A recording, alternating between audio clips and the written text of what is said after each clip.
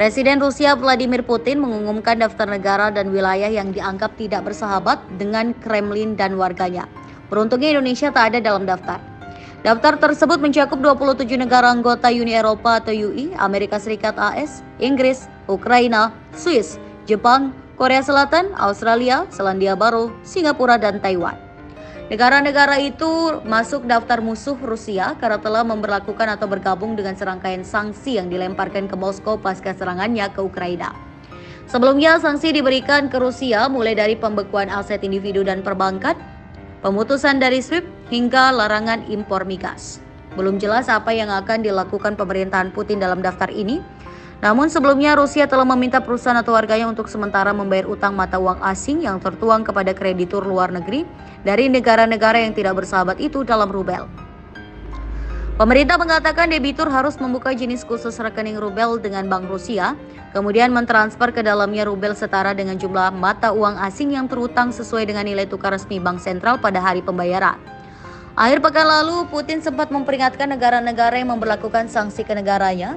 Ia menyebut mereka sama dengan mendeklarasikan perang.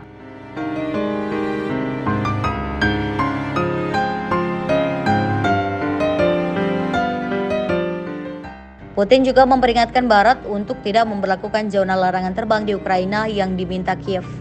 Negara-negara itu akan dianggap Rusia masuk ke dalam konflik militer. Sementara itu berikut ini negara musuh bebuyutan Rusia. 1. Amerika Serikat AS. Sudah pasti AS berada dalam daftar ini. Semenjak Kekaisaran Rusia berubah menjadi negara komunis Uni Soviet, kedua negara ini tidak pernah akur karena perbedaan ideologi. Ketika kedua negara menjadi negara superpower pasca Perang Dunia Kedua, Uni Soviet dan Amerika Serikat bersaing satu sama lain selama 44 tahun lebih dalam bidang ekonomi, teknologi, dan militer untuk menunjukkan ideologi mereka. Kedua negara masih tidak akur bahkan ketika Uni Soviet runtuh. Rusia yang merupakan negara autarki memiliki nilai yang berbeda dengan AS dan UI yang demokrasi. 2. Ukraina. Daftar kedua juga sudah mudah ditebak, banyak yang sudah tahu bahwa Rusia menginvasi Ukraina pada tahun 2022. Namun kedua negara ini memiliki sejarah yang panjang. Dimulai ketika Uni Soviet runtuh pada tahun 1990, Ukraina menyatakan merdeka dari pengaruh Rusia. Lanjut pada tahun 2014 di mana Ukraina menyatakan keinginannya untuk bergabung dengan Uni Eropa, Rusia menganeksasi Crimea yang memperburuk hubungan kedua negara. Kemudian Rusia mendeklarasikan invasi skala penuh terhadap Ukraina atas klaim sejarah dan denazifikasi Ukraina. Ukraina yang sejak saat itu menghadang invasi Rusia untuk menghapus negara mereka dari peta menjadi musuh bebuyutan Rusia. 3. Inggris. Sebagai sekutu kuat Amerika Serikat dan anggota NATO, Inggris terus memperburuk hubungan dengan Rusia, terutama setelah mendukung Ukraina selama konflik dan menjatuhkan berbagai sanksi terhadap Rusia. Dalam sejarah Inggris bisa dilihat sebagai mitra AS melawan pengaruh komunisme Uni Soviet di Eropa dan seluruh dunia ketika Perang Dingin. Serangan racun terhadap mantan agen Rusia Sergei Skripal di Inggris pada 2018 juga semakin memperkeruh hubungan. 4. Polandia. Polandia, salah satu anggota NATO dan tetangga Rusia, telah menjadi kritikus keras invasi Rusia ke Ukraina. Polandia secara aktif mendukung Ukraina dengan memberikan bantuan militer dan kemanusiaan, serta ikut memberlakukan sanksi terhadap Rusia. Posisi geopolitik Polandia membuat negara ini dan trauma warga Polandia ketika masih berada di bawah pengaruh Uni Soviet, ketika Perang Dingin negara menjadi lawan potensial bagi ambisi Rusia di Eropa Timur. 5. Jerman. Meski Jerman memiliki hubungan ekonomi yang erat dengan Rusia, terutama dalam hal energi, hubungan tersebut memperburuk drastis setelah invasi Rusia ke Ukraina. Negara yang sering disebut sebagai pemimpin Uni Eropa bersama Perancis ini aktif dalam upaya internasional untuk menekan Rusia melalui sanksi ekonomi dan bantuan kepada Ukraina yang menempatkannya di dalam daftar musuh Rusia. 6. Perancis. Perancis sebagai negara kuat Eropa dan anggota NATO mendukung Ukraina dan mengutuk tindakan Rusia di panggung internasional. Sama halnya dengan Inggris dan AS, Perancis menentang keras ideologi komunisme yang disebarkan Uni Soviet ketika Perang Dingin. Perancis juga ikut memberlakukan sanksi ekonomi terhadap Rusia dan mendorong diplomasi yang menekan kebijakan luar negeri. 7. Jepang. Jepang yang berbagi sejarah sengketa wilayah dengan Rusia terkait Kepulauan Kuril tetap menjadi musuh lama Rusia. Meski Jepang dan Rusia memiliki beberapa dialog terkait isu tersebut, invasi Rusia ke Ukraina menyebabkan Jepang menjatuhkan sanksi tambahan terhadap Rusia, memperburuk hubungan mereka.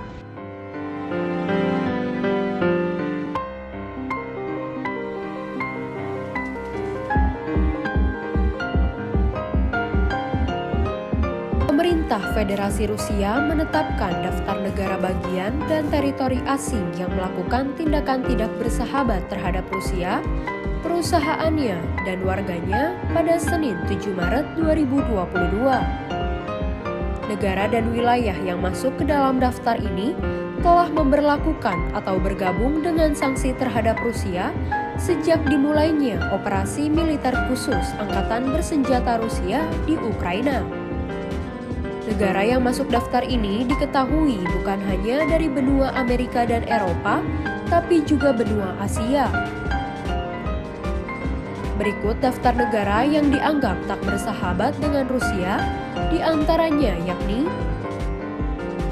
Amerika Serikat, Kanada, negara-negara Uni Eropa, Inggris yang termasuk Jersey, Anguilla, Kepulauan Virgin Britania Raya, dan Gibraltar.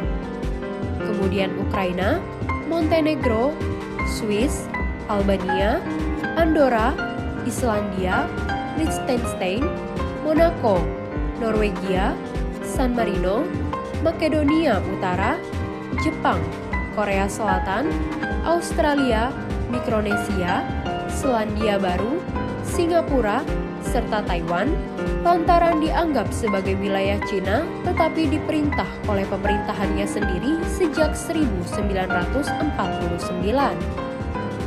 Pemerintah Rusia mencatat bahwa menurut keputusan ini, warga negara dan pemerintah Rusia, negara itu sendiri, wilayah dan kota madya yang memiliki kewajiban valuta asing kepada kreditur asing dari daftar negara yang tidak bersahabat akan dapat membayarnya dalam rubel.